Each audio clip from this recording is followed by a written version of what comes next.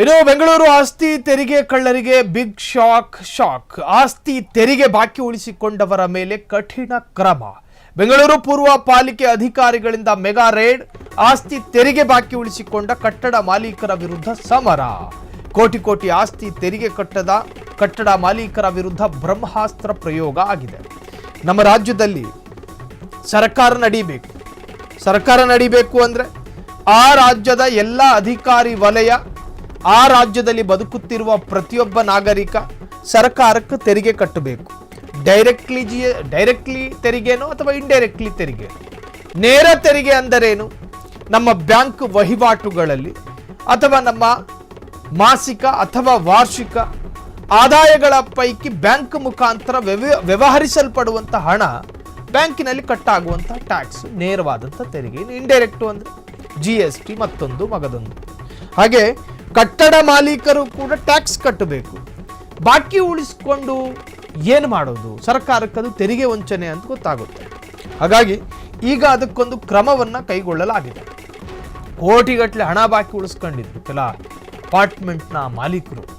ಬೆಂಗಳೂರು ಆಸ್ತಿ ತೆರಿಗೆ ಕಳ್ಳರಿಗೆ ಶಾಕ್ ಮೇಲೆ ಶಾಕ್. ಆಸ್ತಿ ತೆರಿಗೆ ಬಾಕಿ ಉಳಿಸಿಕೊಂಡವರ ಮೇಲೆ ಕಠಿಣ ಕ್ರಮ. ಬೆಂಗಳೂರು ಪೂರ್ವ ಪಾಲಿಕೆ ಅಧಿಕಾರಿಗಳಿಂದ ಮೆಗಾ ರೇಡ್. ಆಸ್ತಿ ತೆರಿಗೆ ಬಾಕಿ ಉಳಿಸಿಕೊಂಡ ಕಟ್ಟಡ ಮಾಲೀಕರ ವಿರುದ್ಧ ನೇರ ಸಮರ. ಕೋಟಿ ಆಸ್ತಿ ತೆರಿಗೆ ಕಟ್ಟಡ ಮಾಲೀಕರ ವಿರುದ್ಧ ಬ್ರಹ್ಮಾಸ್ತ್ರ.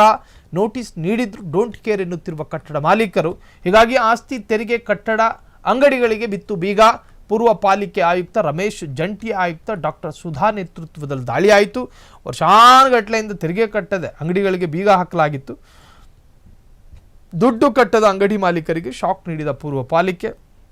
ಆಸ್ತಿ ತೆರಿಗೆ ಕಟ್ಟಿ ಅಂತ ಹೇಳಿದ್ರು ಕೂಡ ಕಟ್ಟೋದಕ್ಕೆ ಜನರ ನಿರಾಸಕ್ತಿ. ಹೀಗಾಗಿ ಆಸ್ತಿ ತೆರಿಗೆ ವಂಚಕರಿಗೆ ಬಿಸಿ ಮುಟ್ಟಿಸಿದ ಪಾಲಿಕೆ ಆಯುಕ್ತ ರಮೇಶ್. ನಾನು ದುಡ್ದಿದ್ದೆಲ್ಲವೂ ನನಗೆ ಅಂಥೇಳಿ ಈ ಭೂಮಿ ಮೇಲೆ ಬದುಕೋದಕ್ಕಾಗೋದಿಲ್ಲ. ಇಲ್ಲೊಂದು ಸಿಸ್ಟಮ್ ಇದೆ, ಸರ್ಕಾರ ನಡಿಬೇಕಲ್ರಿ. ಈ ಭಾರತದ ಪ್ರತಿಯೊಬ್ಬ ನಾಗರಿಕನೂ ಕೂಡ ತನ್ನ ಪಾಲಿನ, ತನ್ನ ಆದಾಯದ ಟ್ಯಾಕ್ಸನ್ನು ಸರ್ಕಾರಕ್ಕೆ ಸಲ್ಲಿಸಬೇಕು. ಅದು ನಿಮ್ಮ ಆಸ್ತಿಯ ಮುಖಾಂತರವೋ ಅಥವಾ ನಿಮ್ಮ ಹಣದ ವ್ಯವಹಾರದ ಮುಖಾಂತರವೋ ಅಥವಾ ತಮ್ಮ ಸಂಪತ್ತಿನ ಮುಖಾಂತರವೋ, ತಮ್ಮ ವಾಹನದ ಮುಖಾಂತರವೋ ಅಥವಾ ನೀವು ಬಳಸೋ ನೀರಿನ ಮುಖಾಂತರವೋ ಅಥವಾ ನೀವು ಸ್ವೀಕರಿಸೋ ಆಹಾರದ ಮುಖಾಂತರವೋ ಸರ್ಕಾರಕ್ಕೆ ತೆರಿಗೆ ಬೇಕಲ್ರಿ. ದೇಶ ಅಭಿವೃದ್ಧಿ ಆಗಬೇಕು, ರಾಜ್ಯ ಅಭಿವೃದ್ಧಿ ಆಗಬೇಕು ಅಂದರೆ ನೀವು ಸರಿಯಾದಂತಹ ತೆರಿಗೆಯನ್ನು ಕಾನೂನಾತ್ಮಕವಾಗಿ ಇಷ್ಟು ಕಟ್ಟಲೇಬೇಕು. ಸೊ ಹಾಗೆ ಕಟ್ಟದೆ ಬಾಕಿ ಉಳಿಸಿಕೊಂಡವರ ಪೈಕಿ ಅನೇಕರಿಗೆ ನಿರೀಕ್ಷೆ ಮಾಡದ ರೀತಿಯಲ್ಲಿ ಅಧಿಕಾರಿಗಳು ಶಾಕ್ ಕೊಟ್ಟಿದ್ದಾರೆ. ಅದು ಹೆಂಗೆ? ಆಸ್ತಿ ತೆರಿಗೆ ಬಾಕಿ ಉಳಿಸಿಕೊಂಡವರ ಮೇಲೆ ಕಠಿಣ ಕ್ರಮ. ಬೆಂಗಳೂರು ಪೂರ್ವ ಪಾಲಿಕೆ ಅಧಿಕಾರಿಗಳಿಂದ ಮೆಗಾ ರೇಡ್ ಆಗಿದೆ. ಇನ್ನು ಆಸ್ತಿ ತೆರಿಗೆ ಬಾಕಿ ಉಳಿಸಿಕೊಂಡ ಕಟ್ಟಡ ಮಾಲೀಕರ ವಿರುದ್ಧ ಸಮರ ಸಾರಿದ್ದಾರೆ.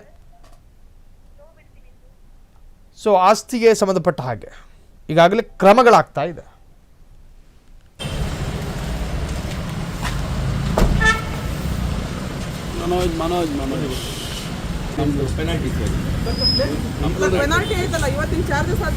ಇದನ್ನ ನಾನು ಕಲೆಕ್ಟ್ ಮಾಡ್ತೀನಿ ಮೇಡಮ್. ಅದು ಫೈನ್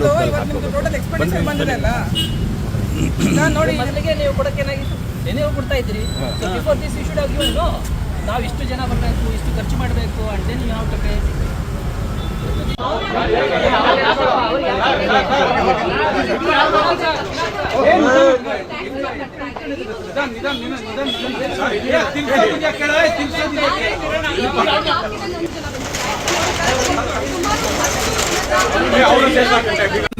ಆನೆಪ್ಪ 32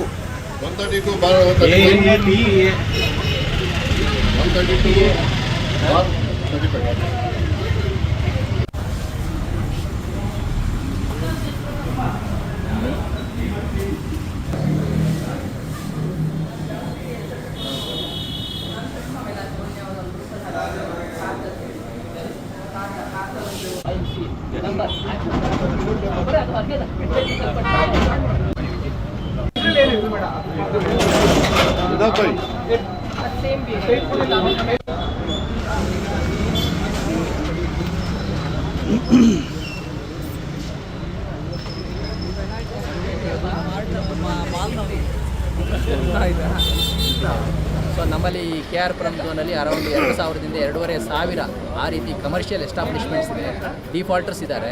ಸೊ ಅವರಿಗೆ ನಾವು ಯುದ್ಧೋಪಾದಿಯಲ್ಲಿ ತೆಗೆದುಕೊಂಡು ಒಂದು ವಾರದಲ್ಲಿ ಹೆಚ್ಚು ಕಡಿಮೆ 2-2.5 ಕಮರ್ಷಿಯಲ್ ಎಸ್ಟಾಬ್ಲಿಷ್ಮೆಂಟನ್ನು ಕೂಡ ಇಂಡಿವಿಜುವಲ್ ಆಗಿ ಟಚ್ ಮಾಡಿ ಅವ್ರಿಗೆ ತಿಳುವಳಿಕೆ ಹೇಳಿ ಅವರು ಕಟ್ಟತಕ್ಕಂಥ ತೆರಿಗೆಯನ್ನು ಕಟ್ಟಿದ್ರೆ ನಾವೇನು ಮಾಡ್ತಾ ಇಲ್ಲ.